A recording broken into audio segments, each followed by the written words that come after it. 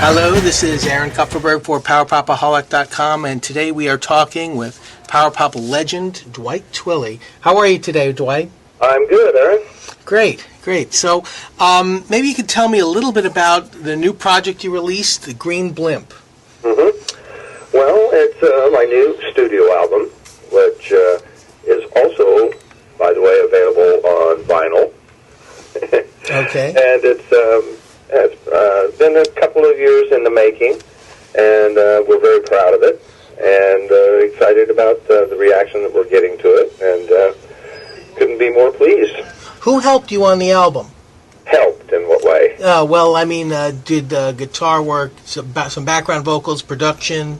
Okay. Well, I produced the record, and it's a very small organization here at the Big Oak Ranch. It's recorded in our own studio built onto my house. We call it the Big Oak Studio. And my wife engineered the record. And I'm playing most of the instruments, but of course we have the luxury of the talents of the original lead guitarist for the Dwight Twilley band, Bill Pickcock IV, is chiming in. Great. And doing excellent work as usual. We did have a couple of guest singers on one of the songs, which is In the Sky. One of my best friends, Rocky Burnett, legendary Rocky Burnett. Yes. Stopped in and did some vocals, as well as the sweetheart of the universe, Susan Calso. Oh, yes, I'm a big fan of Susan's work, too. Tell me a little bit about, over the past, I guess, couple years, you've had a lot of material just come out, between the rarities volumes and, between the cracks and all the covers in the Out of the Box series. Why did you decide to make all that stuff available, or was it just a matter of, well, here it is, I just might as well put it out? The rarities, that was just somebody was aware that I had kind of a large collection of archives, and somebody wanted it. I said, well, why not? There probably are some people that want to hear it. Well, you certainly do have a lot of fans who are interested in your work, and you're one of the most consistent artists I've ever heard. Thank you. Yeah, because your work just stays good from the beginning all the way till now. That's what we work for. Great. I also read about on one of the compilations you actually had an unreleased album for Jack Nietzsche, the famous surf music producer and writer. What was it like working with him? It was kind of a bad time because he was going through a scandal at that time. Oh. There was a little scandal going on between him and I guess it was Carrie Snodgrass. Mm-hmm. So it was kind of an unfortunate time for him. And nobody was really very pleased with the record. I know I wasn't. And I not to be disrespectful of Jack Nietzsche, I think if he'd have been focused, it would have been fine. But in retrospect, I wish I could have just produced it myself. Okay. During the course of your career, was there anyone you wanted to work with that you haven't worked with at this point? That I wanted to work with? Yeah. I don't know. I've been so fortunate with all the talented people I have worked with that I've really never taken a lot of thought to there's probably a number of people that once I got around to it, I would say I would have loved to have worked with them, but actually I've never put a lot of thought into that. Okay. It takes you so long to actually get in control of your own work anyway. For like in the old days, with the big record companies and the way they kind of ran your life and your career, you didn't get a lot of choice, and actually you were fortunate if you were allowed to be involved in the production of your record. You were usually just thrown in the studio with some big shot, that was supposed to tell you how to run your life and your music, and it's taken me a long time to actually arrive at a place in my life where I literally can get out of bed, and if I feel like it, walk into my studio and work or not work. Well, it's great to have that independence. Record what I want when I don't want, and perfect my own art, and release it on my own label, and with basically a self-contained little unit, just a little record-making machine. That's great. That says a lot about independence and how you don't really need a major label anymore to do great work. Not really. I don't think so. Yep. Especially not today. Oh, yeah. Another question I'd have is, I heard there's a documentary being made. Can you tell me anything about that? Well, not much. I mean, when I first heard about it, I signed on to allow them the rights to tell my story, as crazy as that is, and to provide them with photographs and some of my video archives and things like that, and be available to be interviewed for it. But other than that, I don't really have any control over how the film is being made, or what they say, or anything about it. But in the early days when I heard that this was taking place, I saw the proposal that they had, and I noticed in it that they were planning on hiring somebody to do music that sounded like mine.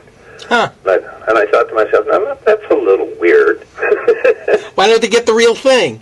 Yeah, and so I did. What I have arranged to do is I am doing recording a soundtrack for it. Excellent. So I've already recorded 11 songs. Oh, wow. And it's a bit of a challenge because it's not like just writing songs. It's kind of songs that are kind of autobiographical, and go back and kind of tell stories that I remember of some of my early experiences, in the music business and so on. And so I guess the positive thing about it is that usually it takes an artist a couple years between studio albums, and people, kind of a lot of the fans don't like to wait so long between the albums. And so in this case, since I've already got 12 songs, very possibly there'll be another brand new Dwight Twilley album out spring, summer, even if it comes before the film. So you got a lot of output there coming out, which is that's great. It's great. Since you mentioned earlier in your career, I know it's been a while since your former partner Phil Seymour, since he passed on. I mean, maybe you can go back a little bit and tell me just very briefly what the circumstances were about, when he left, and did he ever try and come back after his solo records were released in the 80s? As far as him leaving the Dwight Twilley band, it really was kind of a natural progression. I mean, from the outside world, it looked like we just made 2 albums and just threw in the towel. But the true story is that we've been working for years and years and years together. Mm-hmm. And we were proud of what we did, but I think it was really a time when Phil, and rightfully so, he wanted to get out from behind the drums and be the front man and sing the lead. And I think he was a natural progression for him. He was that much of a talent on his own. And, sometimes people thought that, like there was like bad feelings between us and so on, but it was nothing could be further from the truth. We remained very close friends, and I even wrote songs for his solo albums to try to help him out. Right. And he was very appreciative of that. Later on, when his health became an issue, before there was actually a window of opportunity where things were looking pretty good. And I remember he was back in Tulsa at that point, and I remember even flying in, and we sat down and we had serious discussions about doing a reunion album. Oh, that would have been great. Yeah, it really would have been. And unfortunately, his health took a turn for the worst, and it did not happen. Okay, well, but I'm glad for the music you both created. It's a wonderful legacy. Let me tell you my favorite story. Mm-hmm. Okay, I love it. Because it's a true story, and if I was trying to make this up, or if I was writing it as fiction for a film, it wouldn't even be as good as what the actual truth is. Okay. And it's kind of the reason that I believe that the Dwight Twilley band kind of was set aside from a lot of the other groups that were kind of doing a similar music in the early 70s. And that is that when we were little kids, in our teens, we're just little kids, was writing these pretty little songs, and we'd get together with our acoustic guitars and sing pretty little harmonies. And so we had pretty little songs and pretty little harmonies. And we thought, well, wouldn't it be fun to go somewhere where there was a real record company and go play this music for somebody? And we thought that would be a great idea, but then we realized that, we couldn't afford to go all the way to, like, Los Angeles, and we couldn't afford to go all the way to, like, New York. So we thought, well, we're not that far from Memphis, and we've heard there's real record companies there.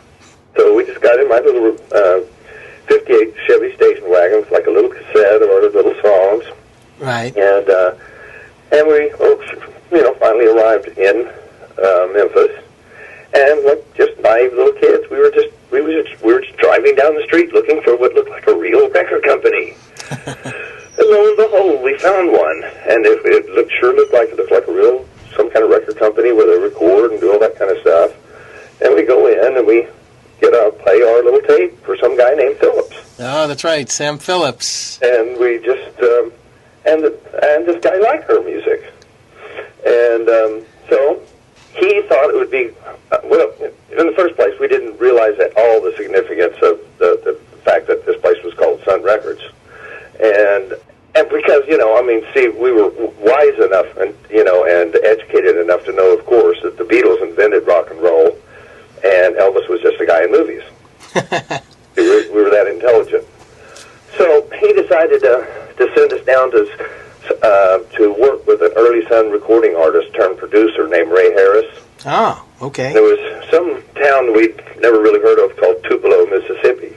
And so we went down there to start working with this producer, and about the first thing that he did was scream, "Y'all sing like pussies!" Which kind of parted our hair and kind of set us back. And he was right. He was totally right. We did sing like pussies. And he began to work with all of us, and he turned to me, I was the guy writing the songs, he goes, "Now, Dwight, he's a talented boy, but he needs some meat and taters under his belt." And he was right. And so there we were, we were singing like pussies and pretty little guys, but we went down to Tupelo, Mississippi and worked with this guy that screamed at us and told us about throwing bricks at cars and would say, "I'm down at Stacks cutting a couple of sangles," and the bass came up and, "Ooh, the bass, I'm knocking my dick into my watch pocket." So that was the kind of education we started getting. And he pulled out these old Sun records and we go, "Damn, that snare drum sure does sound a lot like Ringo's snare, and this is way back when. So did that guitar part." So we really got an education. And, after a couple of years passed of going back and forth to Tupelo and working with Ray, and finally when we arrived back in Tulsa, we didn't sing like pussies anymore. Yeah, you guys sounded like a real band after that, I'm sure. Yeah, and so we kind of saw the other side of rock and roll, and just about every record I've ever done has had at least one song that has a rockabilly feel to it, at least. And It was very shortly after that experience with Ray that we went into the Shelter Studios here and recorded "I'm on Fire." Excellent. A great story. I mean, I consider you, like one of the true rock pop legends, a lot like Alex Chilton, except you're a little further west. It's just great that you're continuing to make music and to make the fans like me and others happy here by continuing to put out your material. And I'd like to thank you for this time and your wonderful stories. I hope that people will go to our fledgling website, www, of course, dwighttwilley.com, and check it out and get a free download while you're at it. And listen to our new album that we're very proud of. Thanks so much for your time. Thank you, Aaron. Okay, take care then. Bye-bye. Bye-bye.